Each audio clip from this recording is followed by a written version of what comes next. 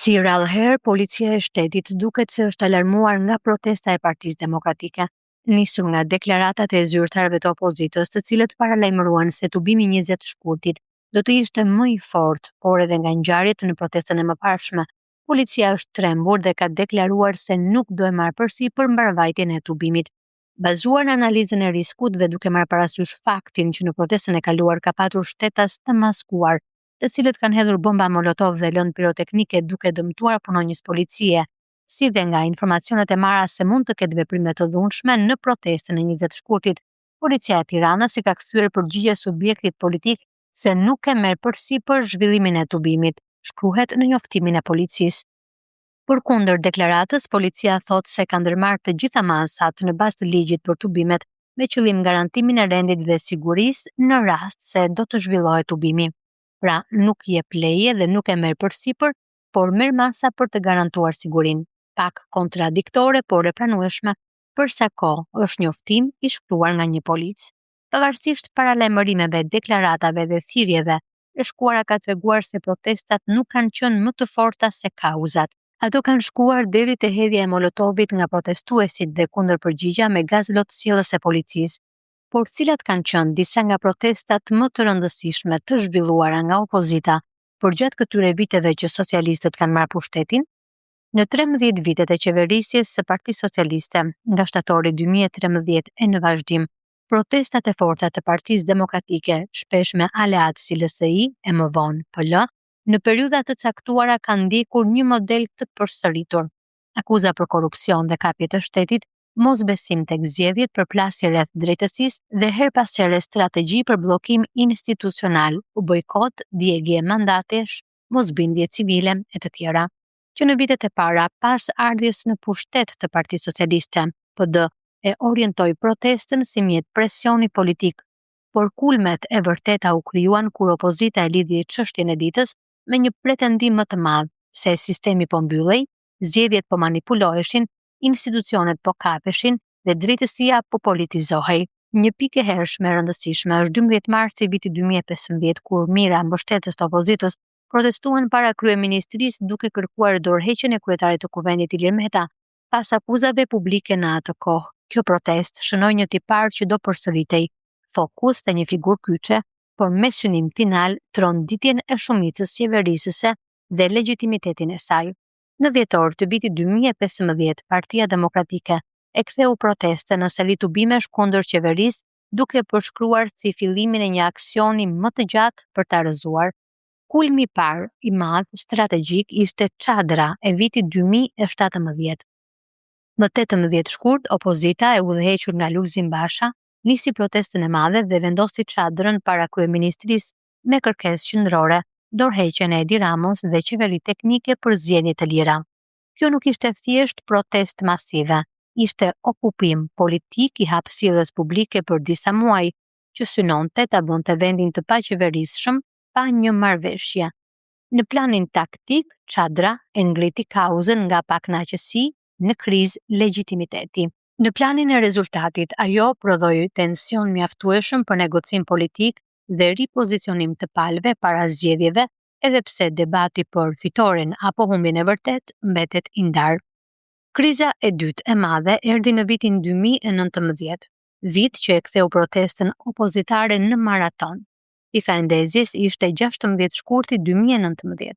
Protesta e madhe në Tiranë kundër qeverisë, ku opozita lidhi gjithçka me pretendimin për zgjedhje të vjedhura dhe kërkesën për largimin e Ramës. Pas kësaj, opozita intensifikoi aksionin, protesta të përsëritura, retorik për mosbindje dhe në fund një hap ekstrem institucional, djegja dhe dorëzimi mandateve parlamentare nga deputetë të opozitës. Por, në praktik, kjo e la opozitën jashtë instrumentit kryesor të presionit institucional dhe bëri rrugën pothuajse mjetin e vetëm, ndërkohë që shumica qeverisëse mbajti funksionin formal të institucioneve.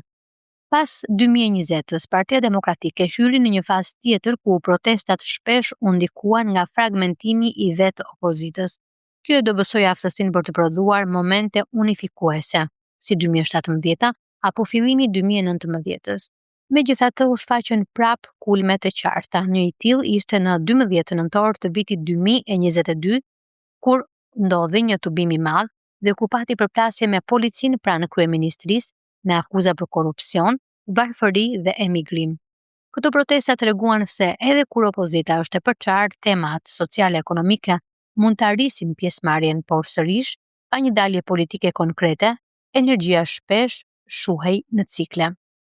Nga dhjetori i vitit 2023, e tutje protesta mori një dimension të ri, lidhjen direkte me çështjet penale dhe përplasjen me drejtësinë. Më 21 dhjetor 2023 ndodhi votimi në kuvend për heqjen e imunitetit të Sali Berishës, hap që pritej të çonte drejt masave të sigurisë ndaj tij.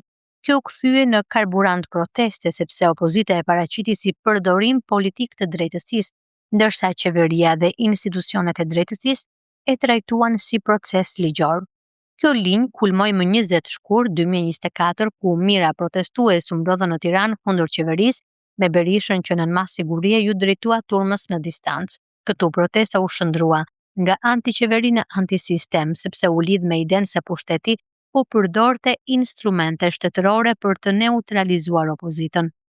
Në 11 korrik 2024 u zhvillua sërish protestë, u hodhën bomba molotov drejt ndërtesave qeveritare dhe u kërkua lirimi i Berishës me thirrjen për zgjedhje të parakohshme. Ky episod është i rëndësishëm analitikisht, ai tregon se kur protesta lidhet me një figurë të vetme, ajo fiton mobilizim besnik, por rrezikon të humbas mbështetjen e atyre që duan kauza më të gjera dhe pa u identifikuar me një lider. Vjeshta e vitit 2024 solli 2 ngjarje simbolike që e kthejnë protestën edhe në performancë politike. Më 30 shtator 2024, opozitarët dogjën karrige druri jashtë kuvendit pas burgosjes së deputetit Ervin Saliani. Kjo ishte protestë e dizajnuar për pamje, jo thjesht për numra. Më 29 tetor 2024 pati bllokim e rrugësh në shkallë vendi, me kërkesë për qeveri teknike përpara zgjedhjeve të 2025-s. Bllokimi i akseve është mjet presioni ekonomik dhe social, jo vetëm simbolik, por synon të imponojë kosto të menjëhershme. Më 23 dhjetor 2024 pati sërish bllokime kryqëzimesh në Tiranë, të organizuara nga Partia Demokratike pas lirimit të Berishës nga arresti i shtëpisë dhe duke futur protestën në logjikën e mosbindjes civile drejt zgjedhjeve.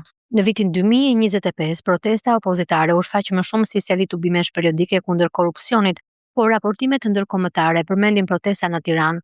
Kjo tregon një tranzicion, opozita duket se po kërkon të ruajë presionin publik pa u djegur në një përplasje të përditshme. Dhe tani në shkurt 2026 protesta hyn përsëri në një val të fortë për shkak të skandalit të zvedës kryeministres Belinda Balluku. Më 10 shkurt 2026 pati përplasje me policinë gjatë tubimit ku kërkua dorëheqja e Ballukut, ndërsa më 16 shkurt 2026 debati u ndez edhe më shumë nga nisma e Ramës për të ndryshuar ligjin lidhur me pezullimin e ministrave nën hetim, me reagim opozitar dhe protesta në Tiranë. Protestat e Partisë Demokratike në këto 13 vite kanë qenë më efektive kur kanë arritur të krijojnë krizë politike të lexueshme edhe jashtë Shqipërisë, si në vitin 2017 me çadrën dhe negocimin apo në vitin 2019 me protesta masive dhe bojkot. Edhe më pak efektive kur janë kthyer në ritual periodik pa rezultat të prekshëm institucional. Një faktor kyç është edhe uniteti opozitar, kur Partia Demokratike ka qenë fragmentuar, protesta ka prodhuar zhurmë, por jo domosdoshmërisht levë politike. Faktori tjetër është kostoja e dhunës. Sa herë që protesta ka kaluar në akte të dhunshme, ajo mund të rrisë tensionin afat shkurtër, por zakonisht i jep qeverisë argument për rendin publik dhe i krijon opozitës probleme aleatët ndërkombëtar, që zakonisht kërkojnë qetësi dhe dialog, sidomos në kontekstin e integrimit në Bashkimin Evropian.